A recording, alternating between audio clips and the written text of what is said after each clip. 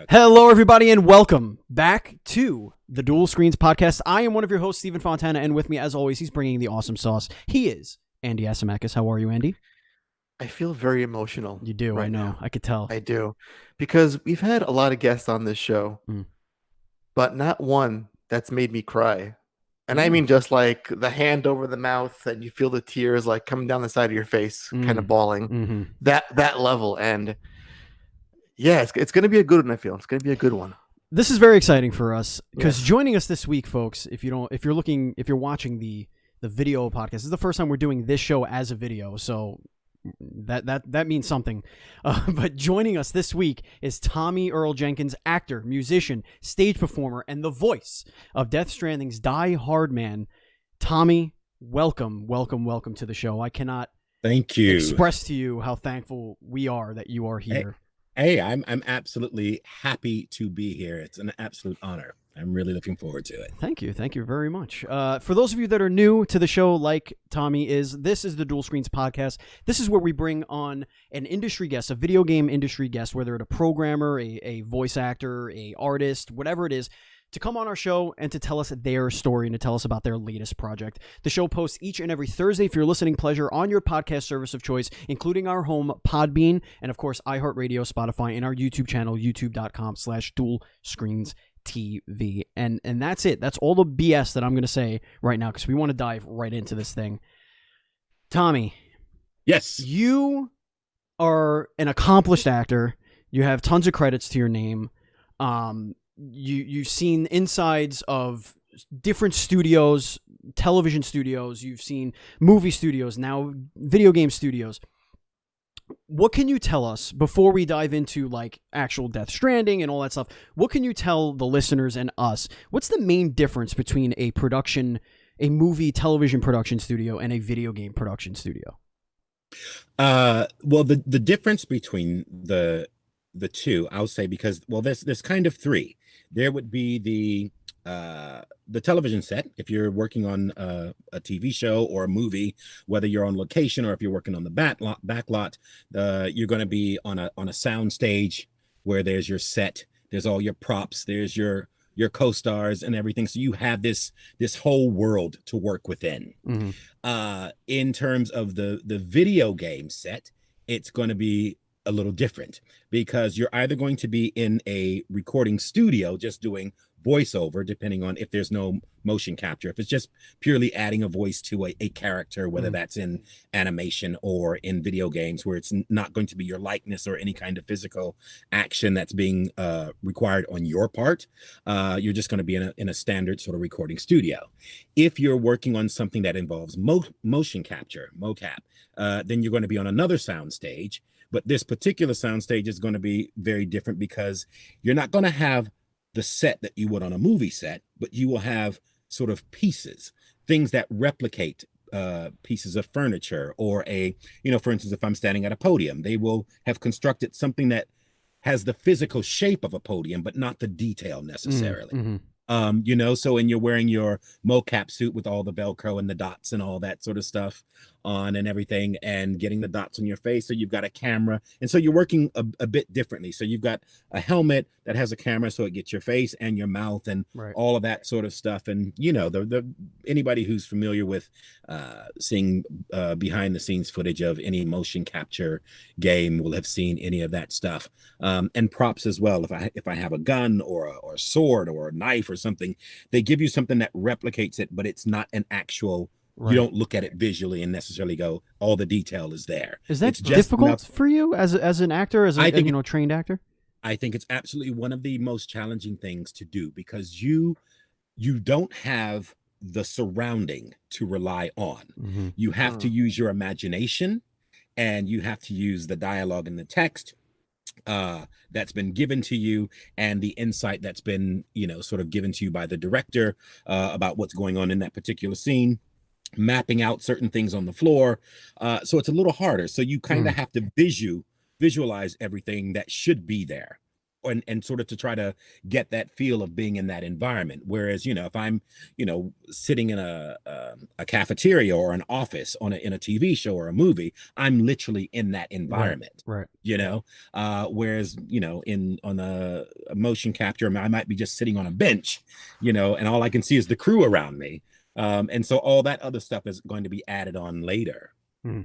That's like acting within acting. It's like it's me thinking I'm in this environment, and then I'm here, and I'm also this character in this imagined environment. And it's very challenging, because I felt like, obviously we'll probably get into some stuff when we start talking about the game and things of how certain things you have to imagine and the experience that you have to kind of go through, and you have to put yourself in that place. And it's very difficult when you don't have that surrounding. As an actor doing TV and film, it's very different, because you have all those things to help you along the way, right? Whereas you have to dig that little bit deeper when it comes to the other stuff. So I hope that that, I mean, it's always fascinating to me, because I've been in one of those worlds before. I've done the film and television thing, right? On union productions where you have 1,000 moving parts, and everything's kind of there, and even in some cases, like if you're doing extra work, you don't really know what the hell's going on around you, but you have an AD there to say, this is what's going on, react on this. I cannot imagine, based on playing Death Stranding, I cannot imagine what the conversation was like between you and whoever's directing your scene, which I assume is Kojima. Yes. I cannot imagine what that conversation is like, trying to figure out, okay, I'm in this blank space. Nobody, not even Kojima, has coherently explained what Death Stranding is to anyone while Death Stranding was being created. Like, we had no idea what the game was until it came out. Nobody had right. We still don't know, Steven. This is true. Get it right. This is true. How does Kojima, who is just short of spending 15 minutes talking about it, is just brilliant. Like, there's no other way to really explain it. Yeah. How does somebody like him explain the world of Death Stranding to an actor, or even, you go Norman Reedus and just all these, how does he explain that world to the point where you guys go in there and play in that world so seamlessly, so convincingly? Well, that's wonderful to hear. That's amazing to hear. I think he does have a way of explaining, and obviously, some things are put out, on a storyboard, so we know what's happening in the scenes. It is very difficult because, as you know, Death Stranding is a very complex story. It's simple in some terms about what we're trying to achieve in it and what the purpose of it is, but it can be complex when you start to put the pieces of the puzzle with all the other characters involved in it. It becomes a little bit more difficult. But I think that he has a wonderful way of explaining, and also you don't have to think about, well, I can only speak from my own experience. I didn't have to think about too many things too far in advance. I only concentrate on what's being given to me at that moment in time that I'm working on. So tell me the environment of this scene that we are in right now and what we're going to be working over the next 3 or 4 hours. As long as I know the environment, where I need to go, what I need to do in this particular scene, then it's up to me, I suppose, as the actor to try and convey that, especially if I'm outdoors and it's snowing and it's cold. I need to know that that's the environment that I'm in. But he does have a way. He has a translator who literally translate everything he says, and I look at Kojima whilst the translator is talking to me. So I never really focus on the person necessarily who's doing the translation, because there's something about him that I feel there's a connection by looking in his eyes, and he has a physicality that helps to explain what it is he's trying to convey. So I'm always very captivated by listening and watching him and hearing the words come from the translator, and he's very precise. And at the end of the day, I think we just want to do the best we can for him, because this is his vision. Only he knows what it really is in his head. He sees it all, So all our job is to really try and match the picture that he has in his head. And I'd like to think that we've done that. Was that full picture sort of laid out for you guys, or was it just, let me give you enough so you can act with it. Like, how much secrecy was there in terms of the actual story behind Death Stranding when you were going through the script and the actual acting scenes with Yeah, Kojima? well, I mean, I think as far as secrecy goes, in terms of it, was everything was a secret in terms of working on the project. You know what I mean? Everything was a secret. But as far as we, as the actors go, you know, people were on board before I was on board. You know, people like Norman and Mads and Lindsay. Those people, I think that they had been in the works, so I think they may have a much more in-depth grip on what's been told to them over the months or the years leading up to when we started. So they may have a much more firmer grip on it than I do. But I feel like it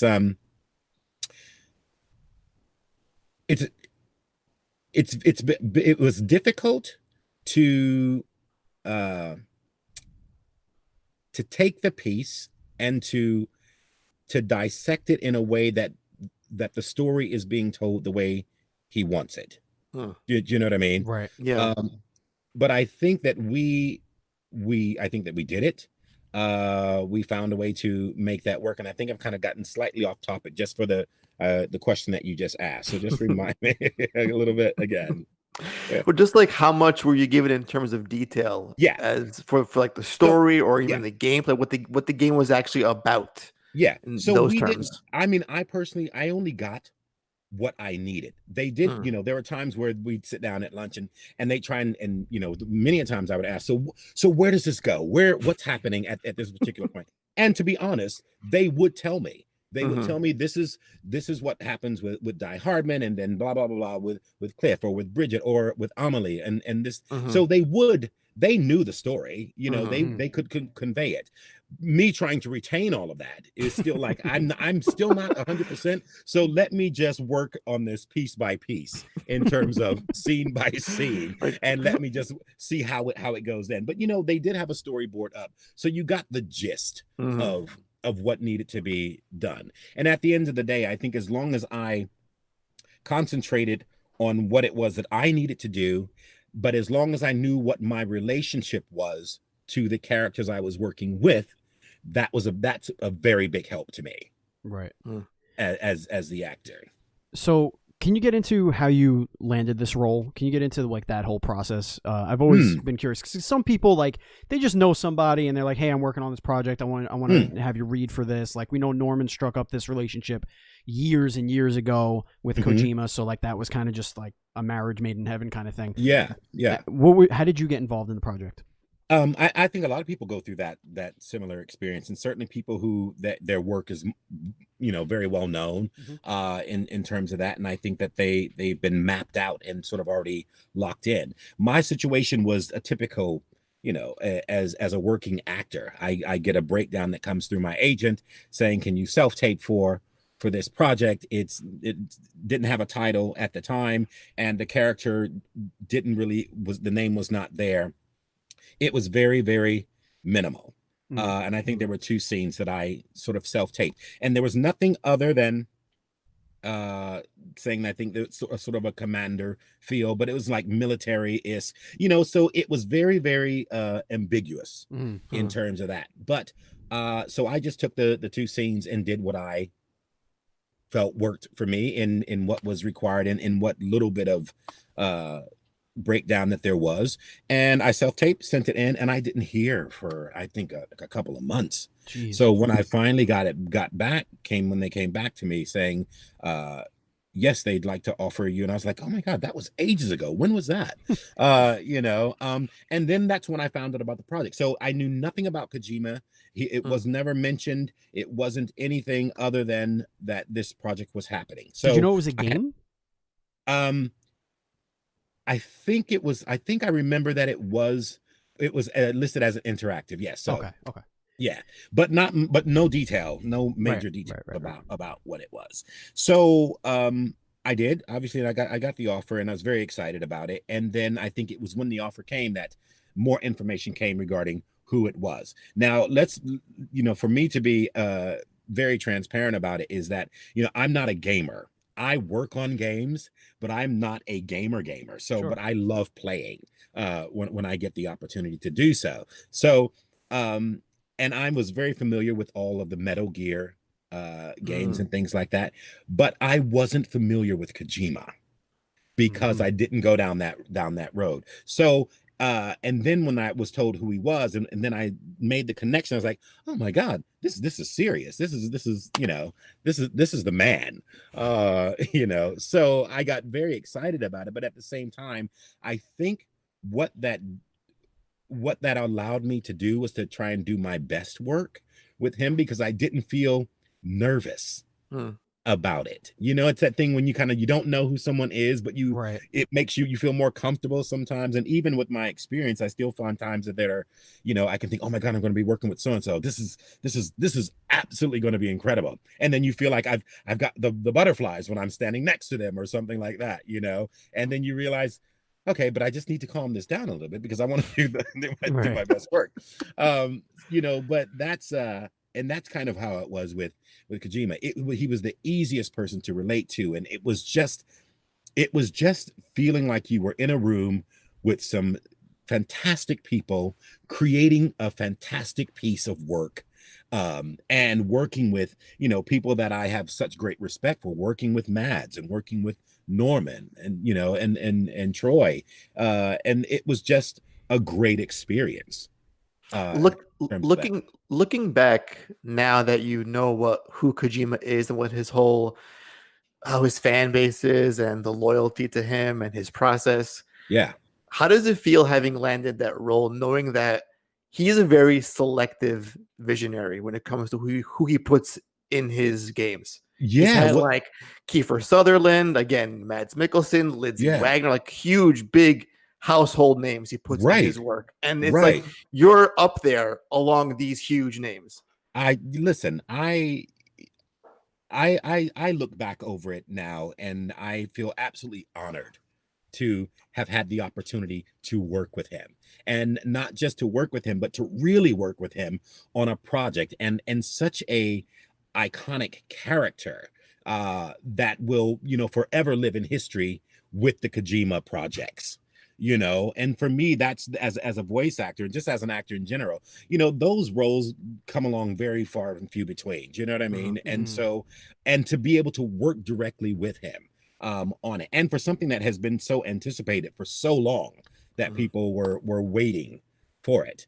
But it does make you, like I said, I feel incredibly honored, and to be sitting right up there with the rest of them. And and like I said, my name is nowhere near where their names are in terms of that. I feel like what happened is, working with them, we all still have a very mutual respect for each other because of the industry that we're in. Right. Not once did I ever feel like they were above or treated me any differently.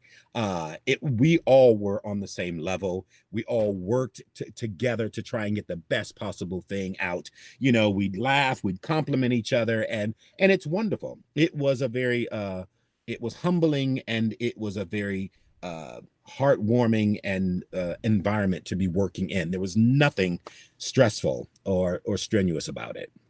Right. And then up until there was the confession scene, and you were like, I'm going to act the shit out of this. And I will show you what real acting looks like. Now I'm better than all of you. Who's Troy Baker? Oh, man. Oh, man. Oh, man. I tell you, that's the way that came about. And I'll try and make this brief because it has become a scene that everyone has talked about. And I'm very happy and I'm honored that people have been moved by it. And to be honest, it was when I saw the script for that and that it had to happen, I saw the storyboard about what was supposed to happen in it. I had no idea how I was going to do it. All I knew is that I had points where, up until this point, it needs to go here. It needs to build to this point, and it needs to really get to this point. And in my head, I'm thinking, well, I can't robotically as the actor go, okay, when I say this line, this is what I'm going to do. When I say this line, this is where I'm going to take it to the next level. So on the day of that particular shoot, I think it was after lunch that we'd done it. And I still didn't quite know where it was going to go. All I could do was take myself into a corner and just think about it. Think about the relationship, think about who I'm talking to, think about, everything that I am saying and how it's going to affect me by delivering this message. So the wonderful thing was having Norman there. And Norman was there 100%, I will say, and I say it all the time. If it wasn't for him and his commitment, because he does very little, but he does a lot, to stand there and to be so connected with me visually and through his eyes, and for me talking to him, it absolutely just propelled everything where it needed to go. So we started it, and Hideo was like, are you okay to go? And I was like, yeah, let's just see where we go. And we did it. We did one take. We did it all in one take, and we did a second take purely for safety. But I think that I had gotten to that point where I was watching Sam and I was delivering this message, and I couldn't help but go to that place. And I don't know if that was in my mind at the time. I didn't stop to think that that's what Hideo wanted. I just knew that my character felt this at that particular moment in time, and hopefully that would be what he wanted. And it seems like he was happy with it. So he gave it the thumbs up at the end. But it was a very emotional moment. And I think when he said that was it, I had no idea that I didn't want to stop and have to do takes and try and pick up, because once you lose it, it's kind of gone. And my point is, I wanted to just try and stay in the moment as much as I could through everything, and whether, some dialogue might change or it might shift compared to what was on the script, but that's what felt natural for me to come out with in that moment. And so therefore it was trying to keep that reality. I had no idea, even for me at the end of it, I think I was shaking so much at the end because I didn't expect to get so emotionally involved. It's just raw emotion that's coming out of you at that point. Yeah. And it's such a mic drop too. Like, all right, one and done. It was, and I was so happy because when he said try it again, in my head I was like, I don't think really I can do that again. I don't think I can do that again. and because what I didn't want to do is try and do it again and recap and to redo what I had just done. Right. So I also had to remember that just know that you've got that. That's there. It's solid. Now just go and just try and stay in the moment again and see what else happens. And we did a second take, and it was I think it was very close, and I think they just went with the first because that's what it was. And I think we got tangled up in our helmets locked at one point, and I think my helmet almost came off in the middle of the scene, and it was crazy, but we did it. It was good. But everyone was a little emotional at the end watching. And do you get to see any of this as it's being built by the artists and stuff like that? Like, if you're in there filming, like, do they ever come back and say, hey, remember that scene you did a couple weeks ago? Check this out. Here's your character, and this is like the rough. Do you ever see any of that stuff? I didn't see any on the soundstage there when we were sort of in mocap outfits. You can look up on the screen and you can see sort of diagrams, sort of drawings of yourself moving and things like that. But I never really saw anything in the course of that. Okay. If he gives you the thumbs up, we're moving on because he's happy. I think they get to a point where they know that they're happy, and if there's something that slightly went wrong, I think they know that they can fix it or whatever, and it's not worth going back to do. We're just going to move on. But there's been, when I went down to San Diego to do hand scanning and a full body scan, I spent 2 days down in San Diego. And there was a few clips or things that I may have got a hint of, but I never saw my likeness until I went back in to do some voice work and just to look at the screen. And then there's a couple times it came up on screen and I was like, holy shit. Wow. I did not see that coming. Yeah. Wow. I was absolutely blown away because sometimes like I go, is it a movie? Is it a movie? Right? Yeah. No, it's not. This has all been created, based on what what photos and scans they've taken and put together. I mean, I was blown away, man. And this is like, by most standards, a small budget, like it's an indie type ish game compared to most huge budgets in the AAA video game space. Right. And to have the facial animation look that detailed, yeah, like it really raised the bar for what we think a Yeah. face should look like in a video game. Oh my God, it was crazy. And and to be a black man and for them to get it right. I mean, skin tone, color, dude.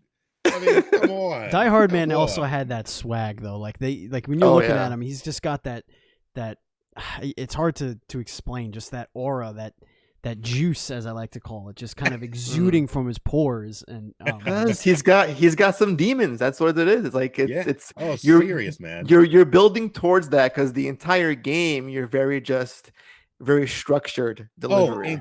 And that was what was interesting about because I have so much dialogue. The game, just dialogue heavy. And it is one of those things where, and I think it's the military side of him, because I think everything's very structured. Everything's monotone. There's no emotion. There isn't, and I think that was one of the things that I had to think about when I spoke to Hideo about it, was that he's a militant man. He's he's the right hand of the president and this, that, and the other, and so he's very structured, very, very structured. No emotion about anything. So I thought, well, I'm going to take it on this level and just kind of not get too emotional about stuff or too chummy or anything like that. Let's just keep everything's business. And then when he has a chance to show his vulnerable side, all of a sudden you just kind of go, what?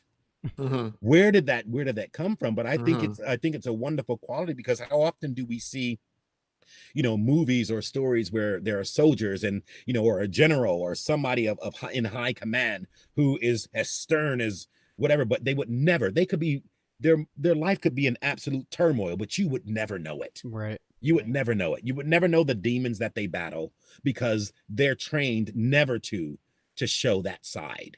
And then when you have the opportunity, I think for Die-Hardman, he didn't have. I think if he could have held it together, he would have. But I think he got to a point where it was sort of like the emotion and everything that he was carrying, the weight of these demons within him. Finally, I think he just kind of thought, just let it go. The exhaustion, just having all that resting on him for how many years. Oh my gosh. That's driving these characters, like without Sam knowing what's going on, really. Right. Absolutely. Absolutely. I just get the shivers thinking about it. So we do have a question for you.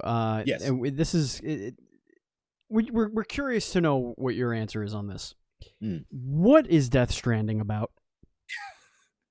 Or what the hell happened in Death Stranding? You don't have to spoil. You don't have to go into like the overall story arc, but like when you're interpreting the world of Death Stranding, the game of Death Stranding, what is it? When you're looking at it, what do you think it is? I think that it is the apocalypse, in terms that I think this is something that has happened, and it basically destroyed everything that we knew and we'd strived and worked for. And obviously the simpleness of the story in one respect is that in order for us to regain our world back to what it was, we need to reconnect. And for that, I obviously need Sam to go, and obviously without giving too much of the story away, there's a mission for him. And during the course of that mission, he needs to try and find a way to connect various parts of our world to bring us back online, so to speak.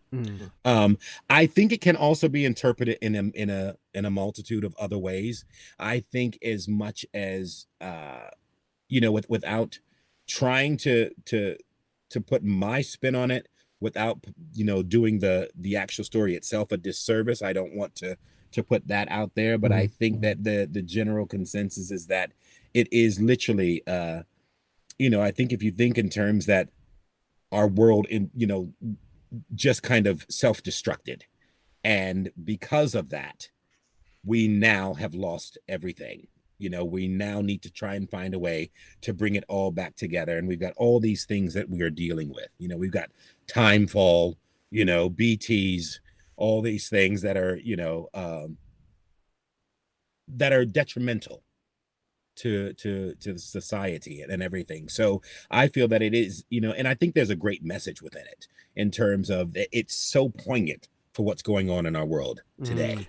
Right. So absolutely incredible. Right. And I wanted to ask you as a follow-up, how do you view this game now in the post COVID-19 world? Because a lot of the core themes seem to be very emergent in terms of people being just away from each other and relying on delivery men to bring you your packages to survive. It's really something. Yeah. And trying to survive purely through the being online and the internet, because having Zoom now is the thing, that where people are connecting. People are doing everything via Zoom these days. They're holding concerts, they're teaching, they're reconnecting with family, because it's all we have, because people are told that they have to stay at home and stay away. And so there's that disconnect where we don't have human contact the way that we had, and even when you do have it, there's distance between you. So you just, everything feels so foreign. And it is very much like Death Stranding. And it's sort of like, did he foresee this? Yeah, it's really nutty. It's really nutty. What was going to happen? And that it would come out at a time that gave people just enough time to reflect back on, oh, this is so like Death Stranding. Do you know what I mean? It is, it's everything, It's bizarre. It is very bizarre. It's very bizarre. So Zoom is our chiral network. We've established that. Yeah, Zoom is the chiral network. I'm telling you. So I want to speak a little bit about like the video game industry as a person coming from other industries that have gone through their own turmoils as far as working conditions and all that kind of thing. So throughout this year, there are many different studios that are coming down with like, unsafe work environments or poor work environments or just overworked people. Now, I know you weren't hand in hand with the people who were necessarily making those assertions or complaints, as it were. However, you are a union man. You have protections as a union man, and all that stuff. Taking that perspective into this new media, this video game sphere that's exploding, and there are dozens upon dozens of studios that are worth millions and millions of dollars. Video games is the #1 entertainment across the entire planet. And it's not even close. Right. So what advice can you give the creators of video games, these workers, these people that are in the trenches doing the thing, like a key grip or an editor or a costume designer or something like that in the film and television? What advice can you give them going forward in 2021, 2022 as they're trying to sort of catch up with the rest of the entertainment world? And just so I understand the question, in terms of how to make it a safer environment, or like how to get kind of how to stand up for themselves, how to structure things when you are not necessarily the person in charge, but maybe you're the group of people that are directly responsible for creating the art itself. Essentially, like when I did my first union project, I got on set, and I had done non-union stuff before then. I've done stage and stuff like that. The first thing I noticed was it was hot out. There was not a cloud in the sky. And I'm like, oh, it's going to be a hot day. Oh, well, whatever.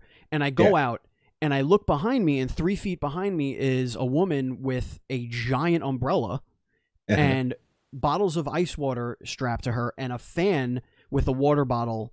And she's literally walking behind me, shading me and spraying me in the face to make sure I'm okay. And I'm literally, it's a 3-day shoot. I'm brand new. I just got it. It was my first union project, and I felt like I was treated like like I meant something, like I mattered. And then you Yeah. realize that all of that kind of cascades down to, because everybody has their own like little union. Like, you know, Yeah. you have the lighting guys, the sound guys, everybody kind of has Yes. their thing. Yeah. Video games don't have that. Right. Yet they're incredibly complex, moving parts. There you can get people that are working in Germany on a game that's being worked on in Los Angeles, that's being worked in Toronto, that's being worked in Argentina, and like all these moving parts going together. Just as somebody that's been in the industry, you know, for as long as you have, what have you observed from that side? Like, what do you think can be better? You know, it's interesting because when you're working, like you said, working on a union job, whether it's a film or television, people are, as the talent, people are always looking after you in a way. Do you know what I mean? I think they always want to make sure that you are comfortable, you know, in every way, shape, and form. You know, you've got a space to be in when you're not needed on set. You've got, you know, you got water, and people are always usually knocking on your trailer just to say, I'm just checking to make sure if you need anything, let me know, or any of that sort of stuff. So I think the communication when it comes to, and I can only speak from my experiences, that I have only experienced nothing but good things. Sure. I've never really had a bad experience in terms of where I felt like I wasn't, I didn't get what I deserved, or what out of respect should be getting everything that was due me in a working environment. So I think there's always room for improvement in anything that we do, in any jobs that we do, but I think a lot of that, sometimes it's always nice to get the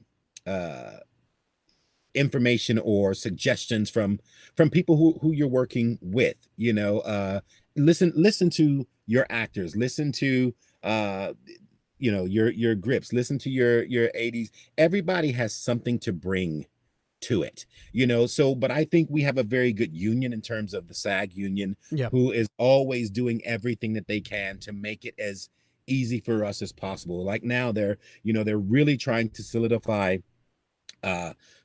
safety protocols for COVID, you know, with going back on sets and things like that. Crazy. You know, it is crazy. But I think, you know, thank God for a union in terms of that, because I don't think that people purposely try to do things without, you know, trying to make people feel uncomfortable. But at the end of the day, I always think sometimes it's a budget thing, that some people just don't have the money to do certain things that you might be used to. But you also have to know that before you take a job. You have to know what type of company you're going to be working for. Not that that's really an excuse, but it's something to prepare you, because it might not be, you know, you might be working on a game that might not be the way you worked on your previous game, the way that they might work. So you know, and like I said, it's going to be entirely up to you. And if it's something that you don't know, there's always the experience that you might find where you kind of go, I know what to expect from this company if I have to work for them again, or if I choose to, you know. So in terms of the suggestion, is that I just always try to think that if people follow the guidelines that have been set out by a union, you can pretty much always feel secure that you're looked after. Because if you have an issue, you can go to your union and express that, and let them look into that. You know, obviously, you know, they issue no work orders if they have heard bad things about a particular company, or that company's not following the guidelines, even if they're non-union. A lot of non-union companies follow the union guidelines, even though they're not union. But if they're not following that, you know, the union will issue statements to its members saying, listen, we're issuing a no work order on this particular company until we can come to an agreement, sort of thing. So but I would just always say that, you know, if you're always looking after your artists and the people who are running your company and doing your cameras and your makeup and all that sort of stuff, if you got a happy team, you're going to have a happy production, really. You know what I mean? I think the work environment is a very important place that needs to have some organized chaos to it. All right, we have some listener questions here. Andy, why don't you take our first question there? Oh, sure. That sounds like a great little segue. Steven. Indeed. So this one comes from Mikey Kirsch. He's a great fan of the podcast. And he asks, what's the strangest thing that ever happened to you during motion capture? The strangest thing that ever happened to me during motion capture. I'm trying to rethink because there's probably I will probably say the strangest thing was probably going to, there's a few times physically we had to hug, and getting, you get both of us have cameras on, and because I hadn't thought about it, so you go to get physical and then you get locked in, so you're like two rams with their horns locked and trying to break away when you're trying to do a really cool scene. So that's always crazy. Or hugging and then finding that your Velcro is getting stuck to the other person, stuff like that. Can we get Janice over here? Tommy and Norman are stuck together again. Yeah. I think they're doing it on purpose. Yeah. And he also asks, if you could pick any emoji to describe yourself, what would it be?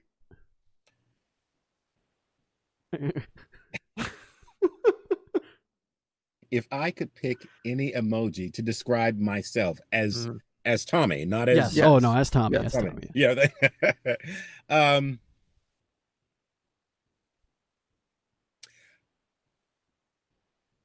I'm gonna go. There's two things I could go with. One, I was going to go with the unicorn, or I was going to go with the peach.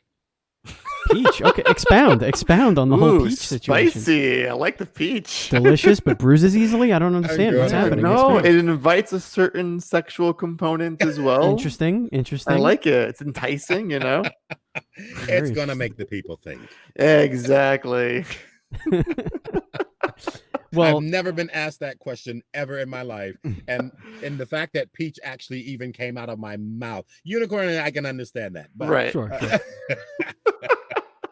All right, now we have a little game that we like to play with our guests to end the show. It is a little rapid fire question. Oh, wait, we're not doing that yet. We're not doing that yet. Okay. No, we got a few more listener questions. Oh, they're not on my list. So and I got one last thing to ask of Tommy before you move on to. Okay, you're hiding them in your pocket. So Tommy, you're going to be as surprised as I am with these next few questions. So we got two more listener questions. This one comes from Buzz Killington. He asks, if there's a sequel, will you come back as Die Hard with a Vengeance man? Stupid ass. If there's a Die-Hardman with a Vengeance, if there is a sequel, I would love to come back. I would love to come back. I have no idea what's going on. If indeed it will be or not. If there was and they were happy to have me back, absolutely, I would. Excuse me. Definitely love to work with Kojima. Yeah, I really think that this world is worth revisiting at some point. Definitely. I just love the entire, just the lore of it. Yeah. And to leave it as a one and done to me seems like a waste. Yeah. Of something. I mean, that so world beautiful.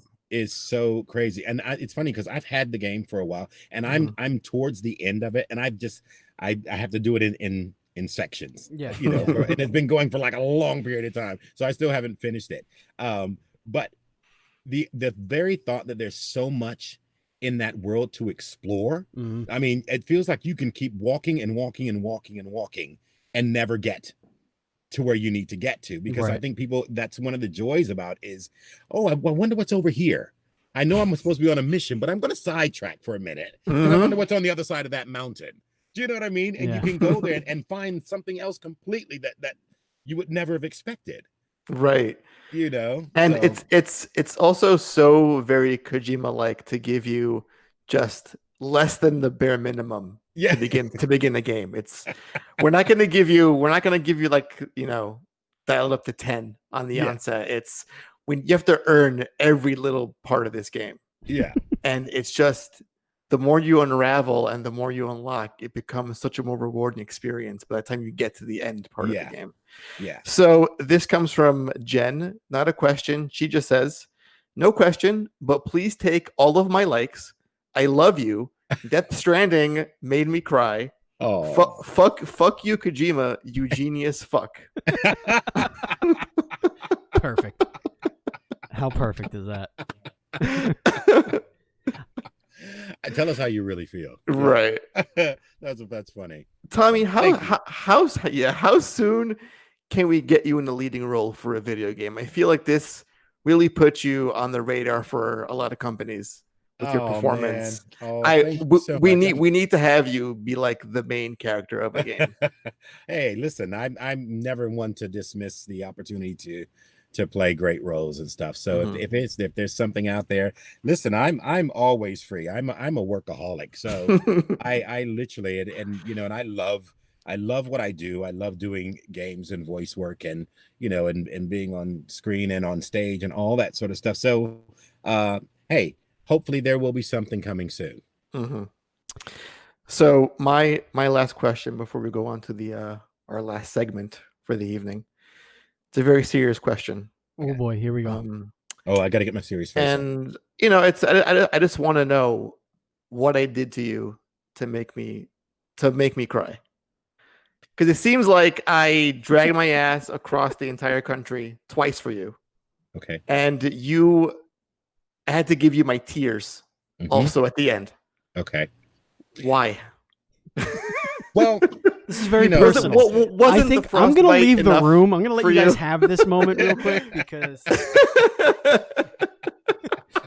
we don't want to make you uncomfortable. This is clearly a personal issue. You know, listen, you know, I'm sorry about that. I'm sorry about that. But I wanted to make your journey worthwhile. It was.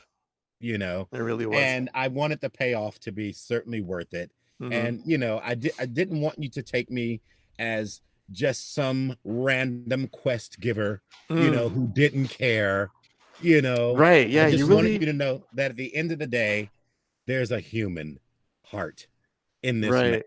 He's got a little bit of soul. Yeah. You really defied that convention as a side note, like the quest giver role in a story, like went above and beyond what you expect from that kind of character. Yeah. I mean, it's interesting, and because you don't get it until the end, you literally almost have to finish the game to get to that, you know. So I think a lot of people, you know, I think when it started, there was not much talk about my character aside from the fact that he's just a quest giver. He's just you know rattling off all these orders, you know. But then some people haven't played it long enough to get to that particular thing, and those who have seen it because it's been posted online or on YouTube, and so therefore don't quite know how it got there. So it may seem disjointed to them because they don't see where the connection happens. But I feel there's it's a simmer all the way through. Okay, I feel at peace now. That answer satisfied me. Well, good. Thank God for that. Because I'd hate you unsatisfied. You've calmed my sea. Good. Tommie, listen, and I'm not saying this just to say it, but when Andy finished Death Stranding, he sought out at that moment to get you on the show. He wanted to talk to you so very badly. Yeah, I think I was speaking to you and your agent back of December of last year. It was I think soon after the game was out. I was like, Tommie seems very active on social media. He's a Twitter fanatic. He's at least bound to say a yes or a no. He's not going to ignore me. You're going to get an answer. I'll get something out of this guy. All right, before we get into rapid fire questions, which is a funny little silly way to end the show, just listeners, I want to tell you about our other shows. We have the Dual Screens Gamescast, which records live on twitch.tv/dualscreenstreams. That's where Andy and I go over some video game news. So if you like what you're hearing here, you like us, the two idiots that are interviewing really famous people, if you like us and you want to hear our bad takes on video game news, head over. It's the same channel. You don't have to subscribe anywhere else, but on Mondays, the audio and video version of that will post. So you could check that out. We also do seasonal content.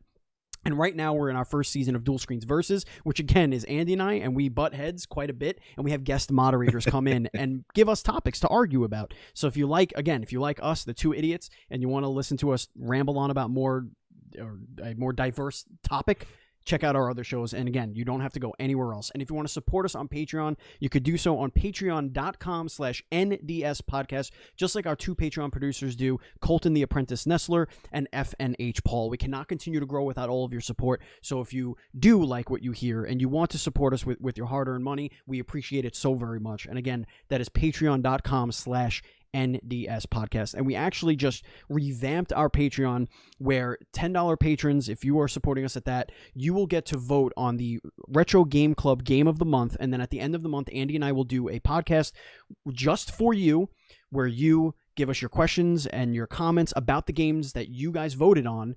And we're going to do kind of like a video game of the month, like a book club type thing, where Andy and I are going to dissect the game. We're going to play it all the way through, get to the end, and we're going to give that to you as a bonus. So that's a new shift there. Check it out. It's patreon.com/NDS podcast. All right, Andy. Oh, boy. It is time for rapid fire. And Tommy, we're going to hit you with our first. And it's our lead-in question. Usually every single guest gets this question. There's only about 4 or 5 of those on the show. But pineapple on pizza, yes or no? No. Interesting. Very fast. Great response. Emphatic. When poured over cereal, what is milk? Heaven. Wow. I like that. That is a great answer. I like that. This wasn't going to be a question, but I want to follow up on this. Yes. Do you eat your cereal when it's still crunchy, or do you like it when it gets a little soggy on the bottom? Once it gets soggy, no. Okay. I'm crunch and destroy the roof of my mouth. As long as the crunch is still there. Yeah. God, I respect you so much more now than I did 5 minutes ago. Isn't it amazing what that can do to people? Yes. Give us a non-inspirational quote. Non-inspirational quote. Non-inspirational quote. Don't eat yellow snow. Fair enough. It's a cautionary tale. It is in such a short sentence. All right, Tommy, I want you to look down real quick. Imagine your shoes are off if they're not already off. Which shoe are you putting on first when you put your shoes on? Left. Interesting. Okay. Interesting. Give us your elevator pitch for Death Stranding 2. Ooh. The elevator pitch for Death Stranding 2. We're in an elevator. We're getting off in a few stops. Tell us what the hell Death Stranding 2 is. For a bonus point multiplier, do it in character of Die-Hardman. Oh, here we go. Now the unions are going to get involved, Andy. I was going to say, yeah. Now I'm putting him to This work. is $1,400, Andy. What are you doing here, kid? Okay. Sam has traveled across the world, across oceans and seas, to save Amelie. Find out what happens to Die-Hardman once we delve into his past with Cliff. Oh my God! Is that a prequel? Are we getting like some sort of prequel it's about like, Die-Hardman? It's like the DLC I always wanted. I love it. Your voice is ridiculous. Now I got the true shivers.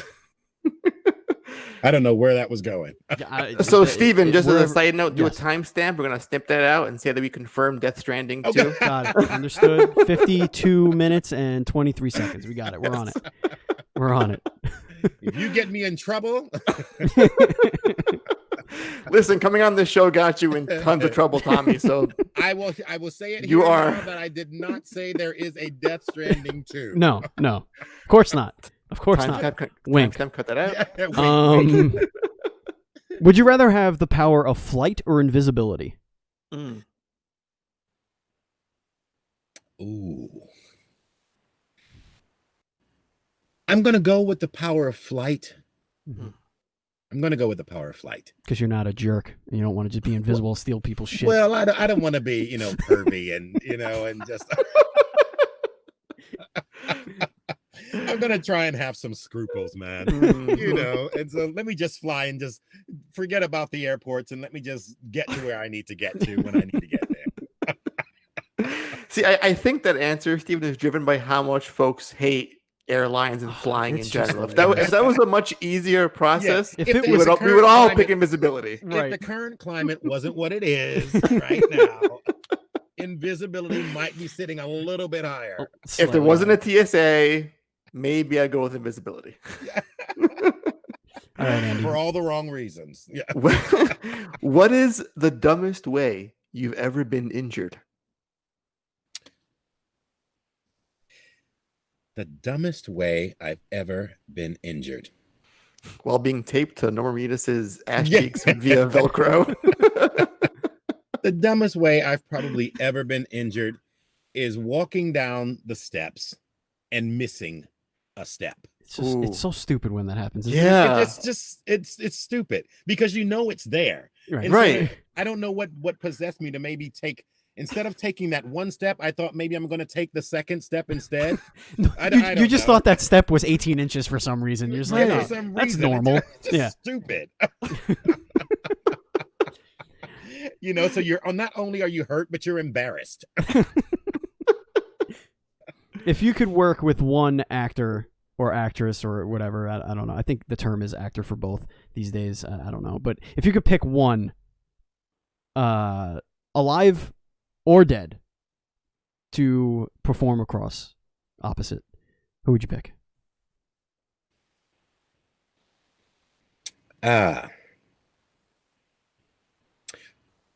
Morgan Freeman.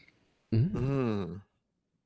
Why? So you could just make everybody they're just aroused just from the just listening to your voices. Like, can we get that as an ASMR movie? Like, we don't even need visual for that. We just want to listen to you guys talk to each other. The tale of two narrators. I'm just gonna sit with him and read the damn phone book. Exactly. I'll listen. You got my money. You start a Patreon now. I will sign up for sure. You should just read like Craigslist ads, both of you. Just go back and forth. Yeah, no, I love Morgan Freeman. I just I would love to just sort of have a great relationship with him in a film, and not necessarily in a good way or a bad way. We could be rivals or anything, but there's just something about him. He's just so real, you know.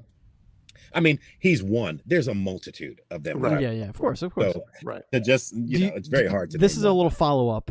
Do you feel like that would be? Would you rather do a comedy or like a drama or with him? Probably. You know what? A comedy, because it's something I don't get a chance to do a lot of, and I love being stupid. I love the opportunity to kind of be silly and crazy. So, and it's always, I always gravitate towards dramatic things and stuff like that. But, I'd love to sort of sink into some funny moments. All right, Andy, you get do one more and then I'll take us to the final question. Would you rather invent something new or discover something new?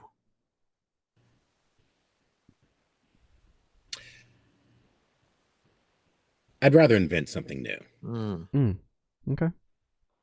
Because I feel, I kind of feel like life is a discovery. I'm discovering new stuff. Right. But to be able to invent something, that is, and to invent something that's useful, right? That other people will be able to, take advantage of. Right. Yeah. I would love to be able to do something like that. Okay, now it is the final question. It is the most important question of all the questions you've ever been asked. This is it. This is the apex. Oh, the watch apex out. of questions. Okay. I'm holding myself down here. I can see that. I could see you actually shifting your weight to plant your feet to make sure. And I'm going to do the same here. I'm going to scoot up a little bit. Now, this conversation, I mean, we had highs, we had even higher highs. Like there was no low in this entire episode. You've made Andy cry in your performances, and obviously, I know that holds weight. However, we want the first answer that comes to your head. We don't want none of this BS. All right? Okay. It's a very simple question. A baby can answer it. Okay. Andy or Steve? Very simple. It's a binary question. It's one or the other. Andy. I had a feeling that was coming. That was coming. But you know what? Sissy Jones chose me, so fuck you, Andy. Steve, I'll send you an email. I like it. Folks, that is going to bring us to the end of the show. We love you so much. Thank you so much for listening. If you want to follow us on social media, we are at NDS Podcast. I am at BadChild27. Andy is at Pants Guy. And our Facebook group, if you want to come in there and hang out, it's facebook.com/groups/DS Podcast. And again, if you support us on Patreon at patreon.com/NDS Podcast, you do get access to our VIP Discord channel where you can hang out with us and our developer guests, and we talk all day and we share all sorts of news, and we have a ton of fun in there as well. So if you want to do that, you can as well. Tommie, where can everybody find you and follow your shenanigans? Oh, my shenanigans are all over the place, man. You can follow me on Twitter that's at TEEJAYETJ84 on Twitter, or Tommie Earl Jenkins official on Instagram, Tommie Earl Jenkins Facebook. Yeah. Awesome. Those are places. Tommie. I'm not doing the TikTok thing or Snapchat. No, no. I think it's enough. I got enough. That's man. for a certain group of people. Or follow my YouTube channel. Hell yeah. There is that. There you go. Tommie, this has been an awesome show. Thank you so much for coming on, man. It was one hell of a ride. You're an incredible performer, and we hope that we get to see you in a multitude of projects. Like, man, thank you so much. A dream for us. Contact Naughty Dog, get Neil Druckmann on speed dial, and say, "Listen, man." I mean, Troy Baker, just he's your in right there. He's your in. Yeah. Boom. Yeah. Get in there. Wedge yourself in there. Force it. You know what's happened before. Yeah. This guy's if the listening, lead. Neil. If you're listening, Neil. Yeah. Neil, if you're listening, we have bigger problems, Neil. Thank you, Tommie. Thank you, Andy. Andy, is there anything you want to tell the kids before we go? Yeah, just if you haven't already, please just go and buy Death Stranding. It's out on PS4. It's out on PC, Steam, and Epic. It's one of those games where I have to recommend it. There's games where I feel if it's great, but you can't really recommend it to some people, not their cup of tea. I feel with this game, even if it's not your cup of tea, you need to experience it. You just have to experience it. It's a totally different experience. Completely. It demands your attention, and that's all I'm going to say. Thank you, Andy. Thank you, Tommie. Thank you, listeners. And as always, please be excellent to each other.